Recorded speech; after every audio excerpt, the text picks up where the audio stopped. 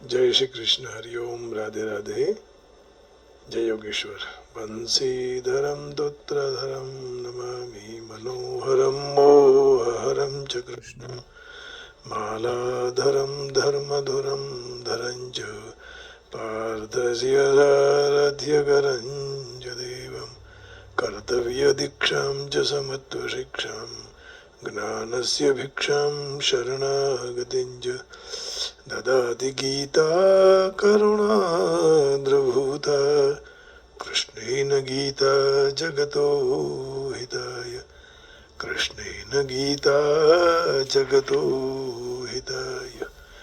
जगत के हित के लिए भगवान श्री कृष्ण जी ने इस गीता जी को गाया। श्लोक 17वां है और अध्याय 17वां, श्लोक 27वां, माफ करें, अध्याय 17वां, श्लोक 27 का। श्लोक इस प्रकार है। यज्ञे तपसि दाने च स्थितिः सदिति चोच्यते कर्म चैव तदर्थीयं सदित्येव विधीयते। ओम क्या है, तत् क्या है, सत क्या है, भगवान ये सब बताते हुए अब ओम का बता दिया, तत् का बता दिया, अब बता रहे हैं सत कौन क्या है। यज्ञे तपसि दाने च स्थितिः सदिति चोच्यते कर्म चैव तदर्थीयं सदित्येव विधीयते। यज्ञ तथा तप और दान रूप क्रिया में जो स्थिति है, स्थिति माने निष्ठा है, तो वही सत ऐसे कहा जाता है। और परमात्मा को निमित्त मानकर किया हुआ कर्म भी सत ऐसा कहा जाता है। तो सरलता में सरल और संक्षेप में संक्षेप अर्थ ये हुआ कि यज्ञ कर रहे हैं तो उसमें यदि आपकी निष्ठा है तो वह सत है। तप करते हैं, निष्ठा माने स्थिति। दान रूप काम कर रहे हैं, आपकी उसमें स्थिति है, निष्ठा है, तो वह सत है। और कोई भी काम आप यज्ञ करो, तप करो, दान करो, लेकिन वो जो परमात्मा को निमित्त करके यदि किया जाए तो वह कर्म भी सत कहा जाता है। जैसे नारद जी ने सब ऋषि मुनियों से पूछा कि भाई सत्य कर्म क्या है, तो सब ऋषि मुनि भाग चले। किसी ने मूकी भूता और कहे तो कियंतु पलायिता, कई तो भाग गए, जवाब नहीं दे पाए। तब नारद जी को सनकादि ऋषि मिले और उन्होंने श्रीमद् भागवत की कथा कराओ ऐसा कहा, क्योंकि भक्ति 20 साल की और उनके ज्ञान और वैराग्य बच्चे बूढ़े 90 साल के, तो ये कलयुग का लक्षण विपरीत हो गया सब। फिर कथा का आयोजन हुआ और फिर वहाँ स्वयं भक्ति रानी अपने ज्ञान और वैराग्य के साथ आई।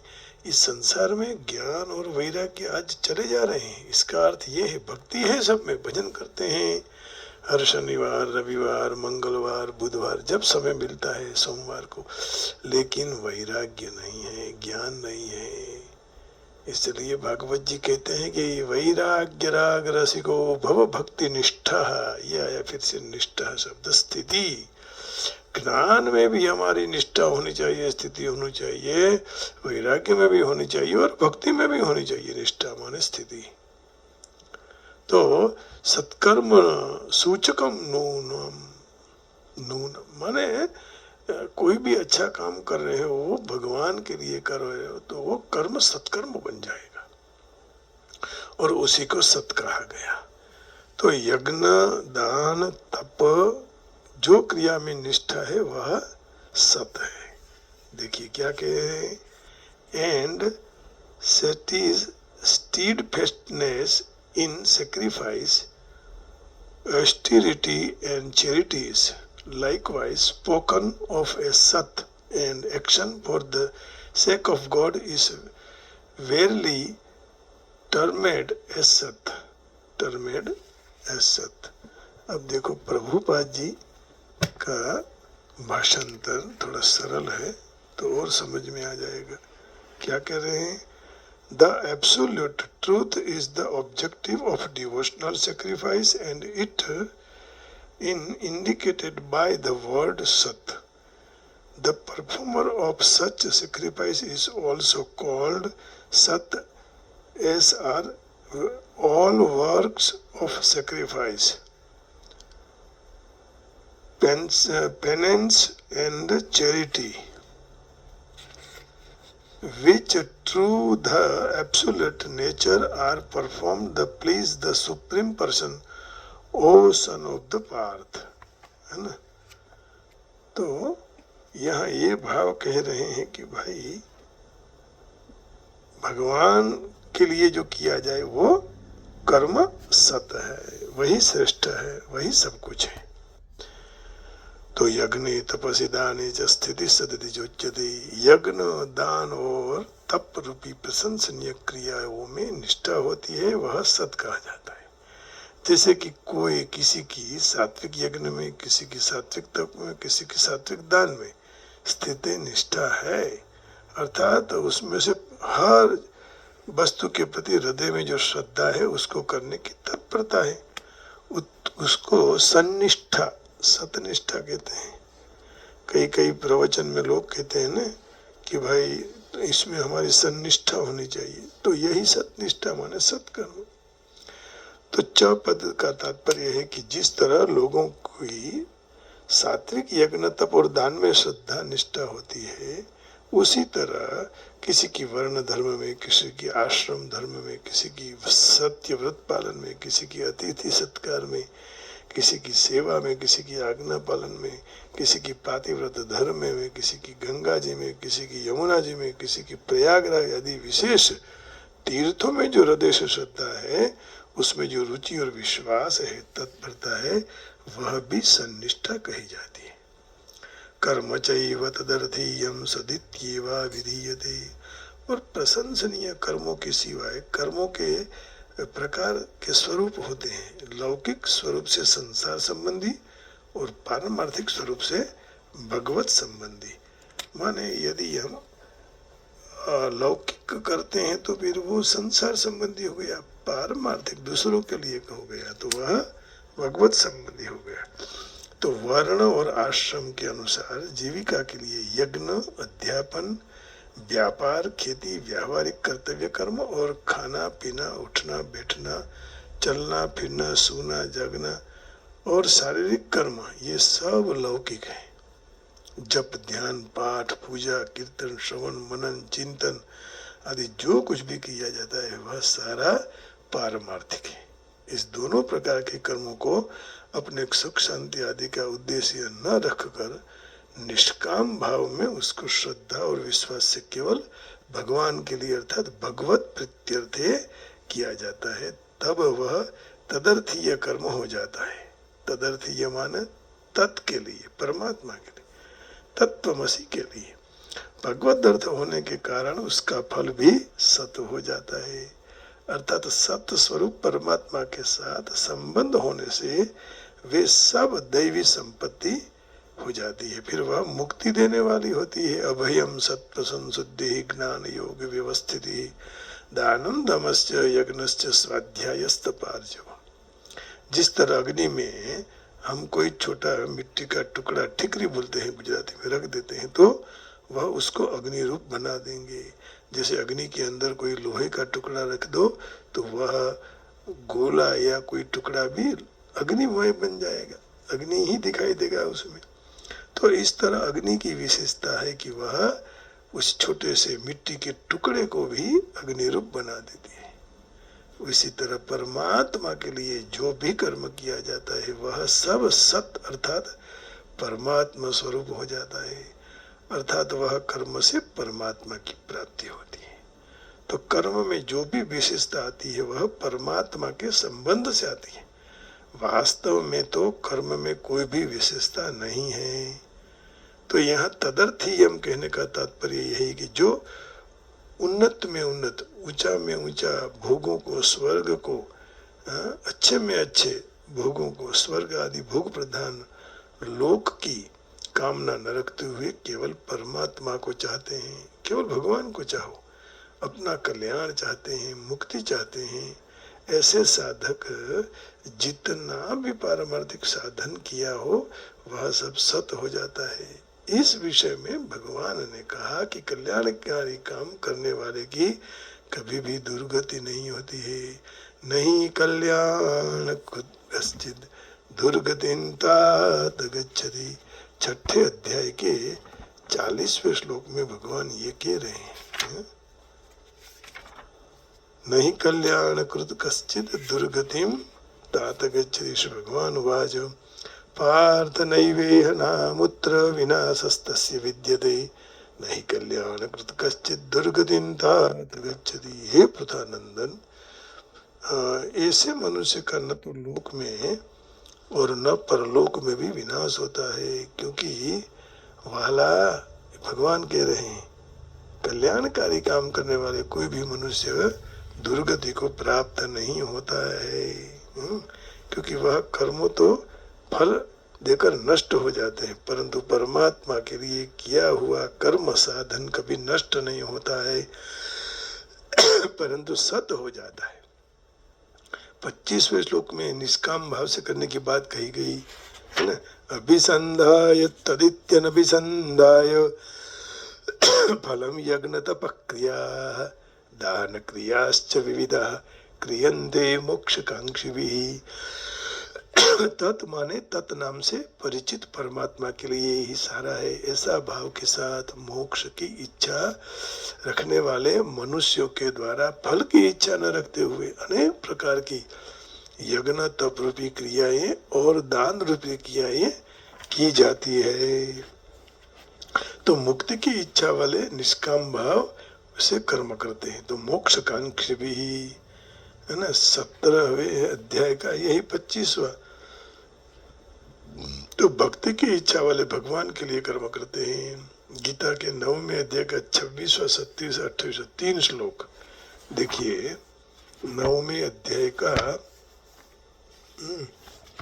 26वां श्लोक, पत्रम पुष्पम फलम तोयम यो मे भक्त्या प्रयच्छति तदहं भक्त्या प्रवृत्तम अश्नामि प्रयतात्मना।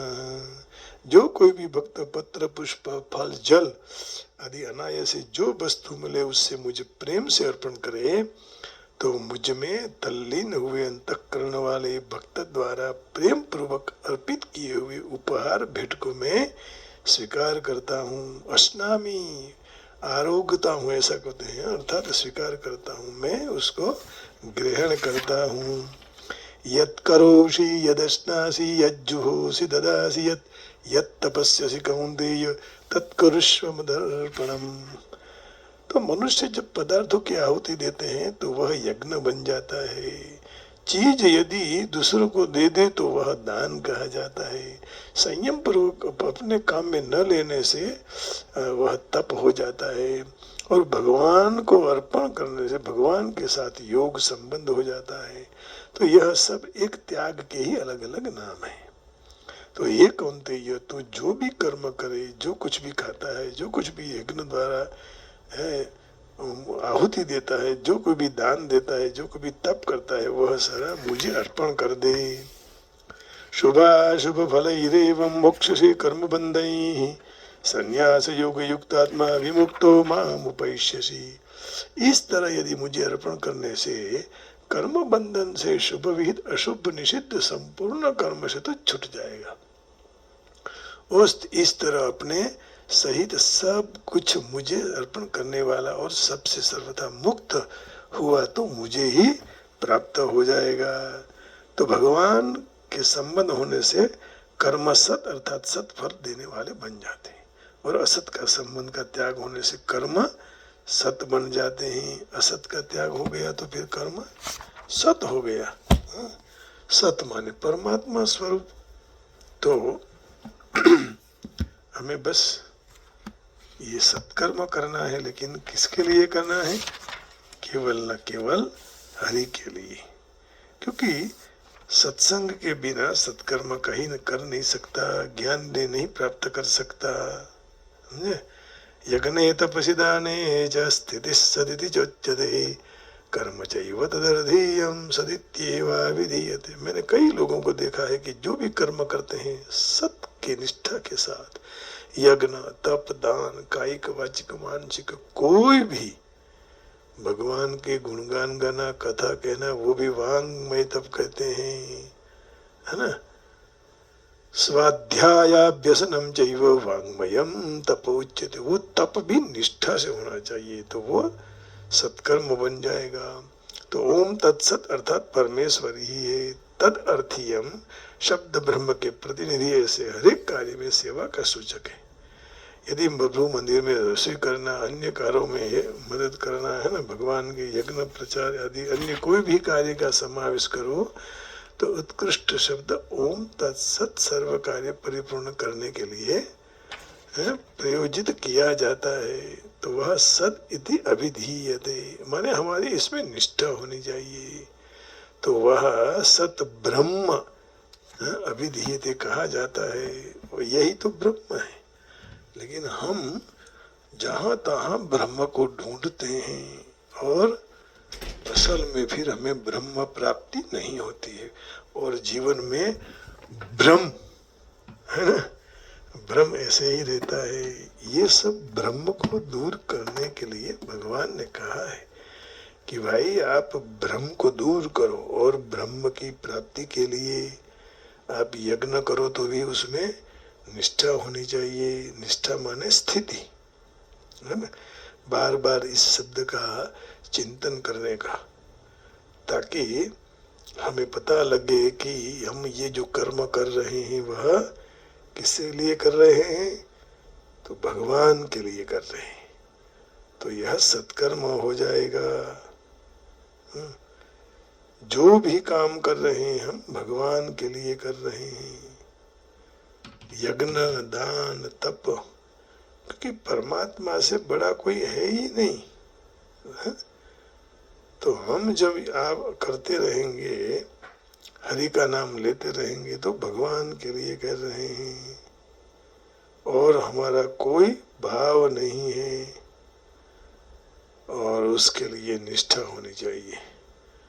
और हरि तो कई नाम वाले हैं भाई, कहाँ ढूंढे उसको, ढूंढे बंदा प्रभु जी कहाँ ढूंढे। उस नंदलाला को याद जशोदा जी भी भूलते नहीं थे ना, भगवान को भूले नहीं। जब भगवान ने विदाई ले ली, गोकुल से मथुरा चल गए, तो भगवान याद कर रहे थे।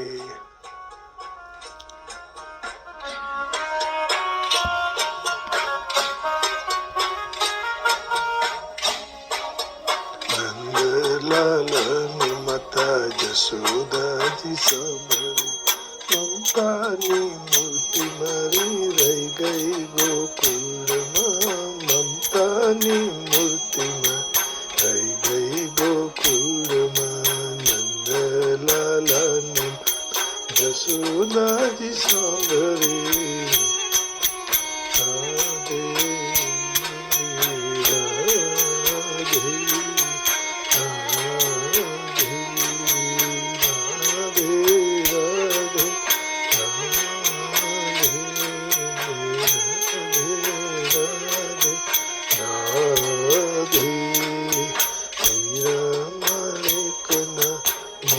राधे धराय जे, हीरा माणिक ना मुंगट धराय जे, हीरा माणिक ना मुंगट धराय जे, हीरा माणिक ना मुंगट धराय जे। मोर पीछ पाख मारी रह गई गोकुल माँ, मोर पीछ पाख मारी रह गई गोकुल माँ।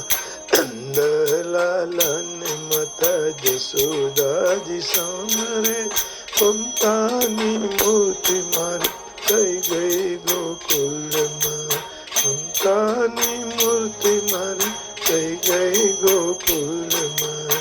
नंदलाला ने माता जसोदा जी सामरे,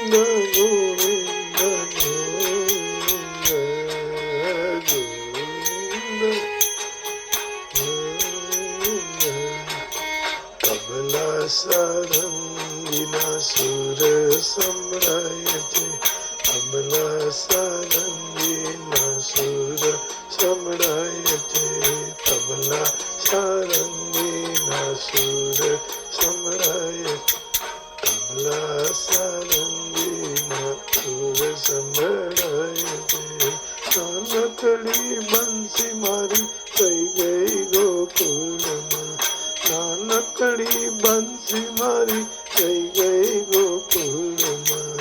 નંદલાલાની મત યશોદાજી સાંભળે, મમતાની મૂર્તિ મારી થઈ ગઈ ગોકુળમાં, મમતાની મૂર્તિ મારી થઈ ગઈ ગોકુળમાં.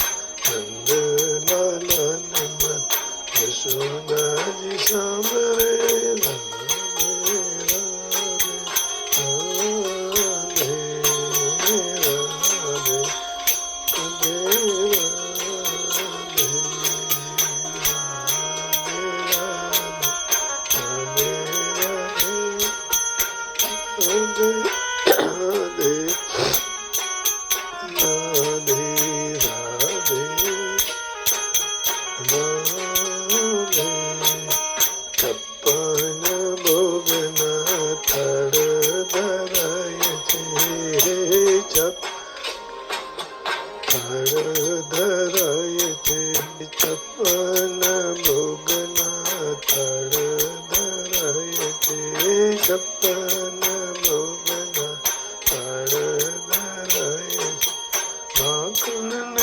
મિશ્રી મારી થઈ ગઈ ગોકુળમાં, માખણ ને મિશ્રી મારી થઈ ગઈ ગોકુળમાં.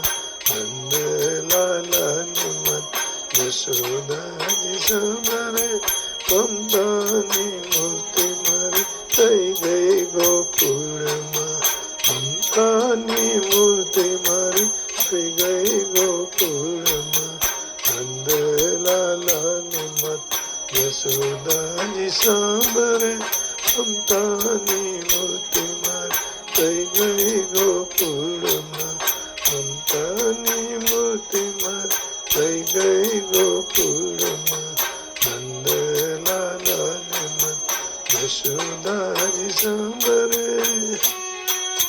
રાધે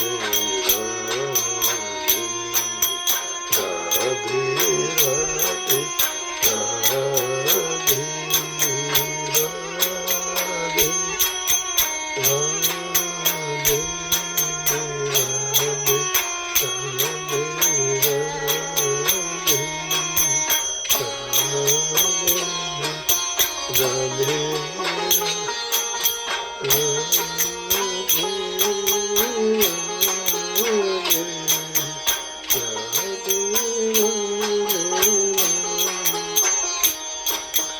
રાધાજીને એટલું કહેજો દવજી, રાધાજીને એટલું કહેજો દવજી, રાધાજીને એટલું કહેજો ઓ દવજી, રાધાજીને એટલું કહેજો ઓ દવજી.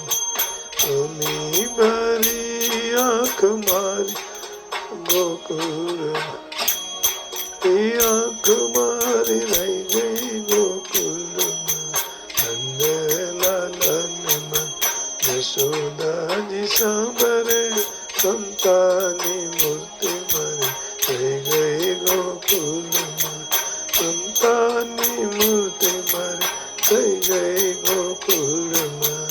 નંદલાલાની મત યશોદાજી સાંભળે, મમતાની મૂર્તિ થઈ ગઈ ગોકુળમાં, મમતાની મૂર્તિ થઈ ગઈ ગોકુળમાં, મમતાની મૂર્તિ થઈ ગઈ ગોકુળમાં. ગોવિંદ રાધે રાધે રાધે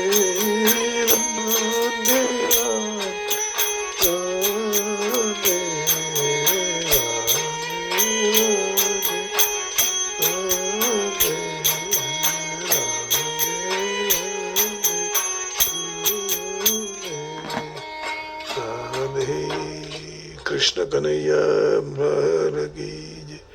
आप सबके हृदय में बैठे हुए नंदलाला को प्रणाम करके वाणी को विराम देता हूँ। जय श्री कृष्ण, हरिओम, राधे राधे, जय योगेश्वर, ओम नमः शिवाय, गोविंदा गोविंदा, राम राम जी, जय राम जी की।